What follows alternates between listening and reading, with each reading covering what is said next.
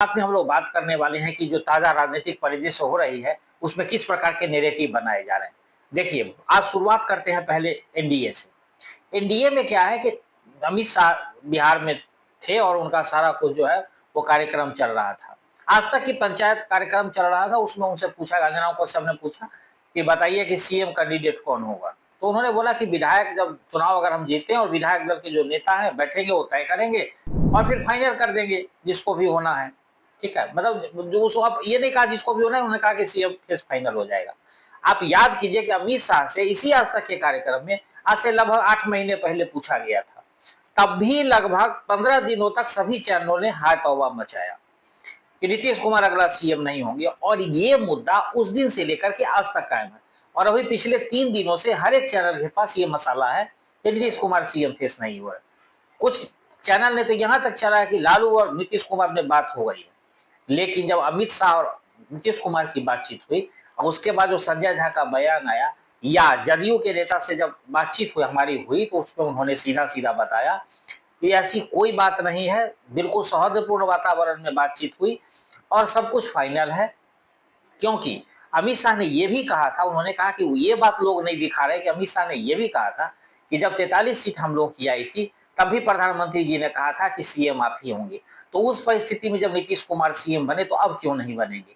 हाँ, ये उम्र जरूर उनकी हो चली है और जब वो उनको अपने मन से रिटायरमेंट लेना होगा, इस बार अगर एनडीए जीतती है तो सीएम वही बनेंगे और उसके बाद जब उनकी रिटायरमेंट की इच्छा होगी, 1 साल बाद, 2 साल बाद, 3 साल बाद, या पूरा कार्यकाल ही पूरा कर लें, कुछ भी हो सकता है।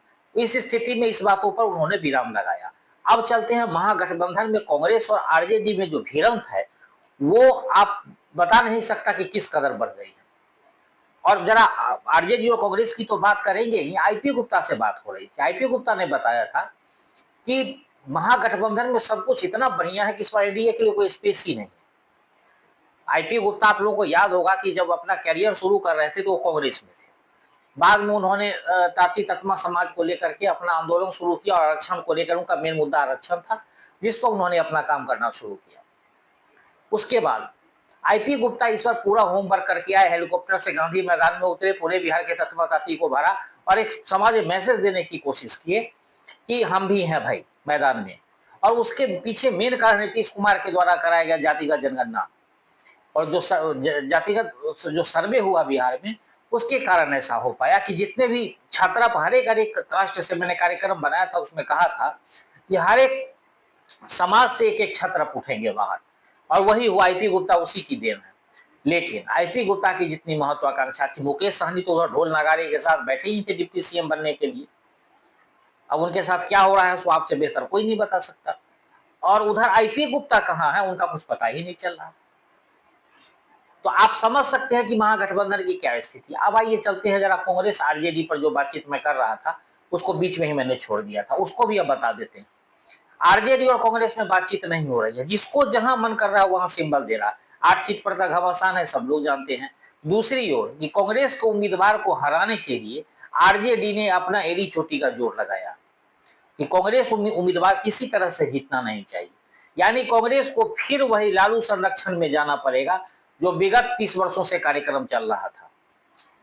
अब यही स्थिति कांग्रेस की होने वाली है। यानी कांग्रेस जो इस प्रकार इस बार अपना अहंकार दिखाया बिहार में लालू प्रसाद यादव को, और जिस प्रकार से तेजस्वी यादव को धक्का लगा, या तेजस्वी यादव के उठाए गए तमाम मुद्दों को जिस प्रकार से राहुल गांधी ने हाईजेक करके जनता के बीच में जाके हाय तौबा मचाया, उसका भी कहीं ना कहीं तेजस्वी यादव को मलाल है।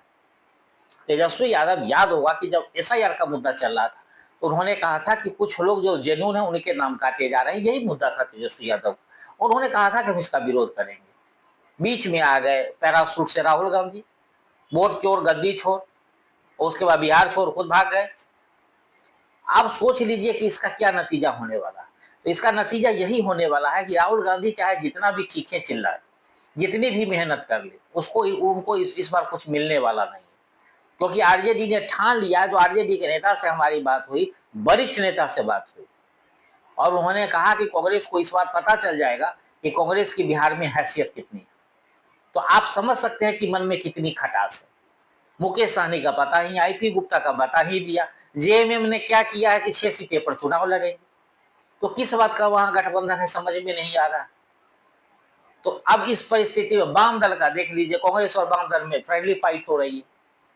तो कैसे कह सकते हैं कि महागठबंधन पूरी तरह से ठीक है, सब कुछ ठीक ठाक है, ऑल इज वेल।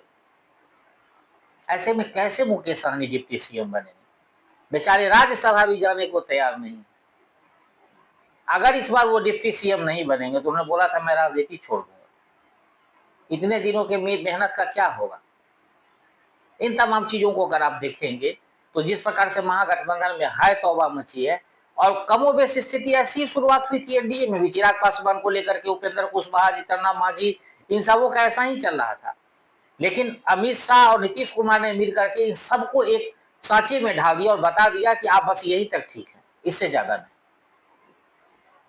लेकिन सिर्फ कांग्रेस की मनमानी, और कांग्रेस जिस प्रकार से महागठबंधन में बड़े भाई की भूमिका निभाने में अपने आप को आगे कर रहा था, उसका नतीजा हुआ कि महागठबंधन की ये दुर्दशा हुई। और सबसे ज्यादा इसका नुकसान अगर किसी को उठाना पड़ा है तो तेजस्वी यादव को उठाना पड़ा है, और उसके सिर्फ और सिर्फ जिम्मेदार एक आदमी है, वो है राहुल गांधी और कृष्णा लावड़। यहां तक कि कांग्रेस में जो सबसे ज्यादा है, महंगे महंगे टिकट बेचे गए, जो जेन्युइन लोग थे उनको टिकट नहीं मिला है, और उनको टिकट बेचा गया है कि जो उम्मीदवार के रूप में काबिल है ही नहीं, उनकी गुंजाइश ही नहीं कि वहां जीतेंगे। जबकि बहुत सारे इंटरव्यू का ड्रामा किया गया, बहुत सारे बायोडाटा मंगाए गए। तो खैर, कांग्रेस की अपनी करनी जो है वो कांग्रेस को भोगनी पड़ेगी, और महागठबंधन में जो हुआ है उसका नफा नुकसान महागठबंधन को उठाना पड़ेगा। लेकिन जिस प्रकार के लोगों ने सपने देखे थे इस बार बिहार चुनाव में कुछ हो सकता है, ऐसा कुछ दिख नहीं रहा।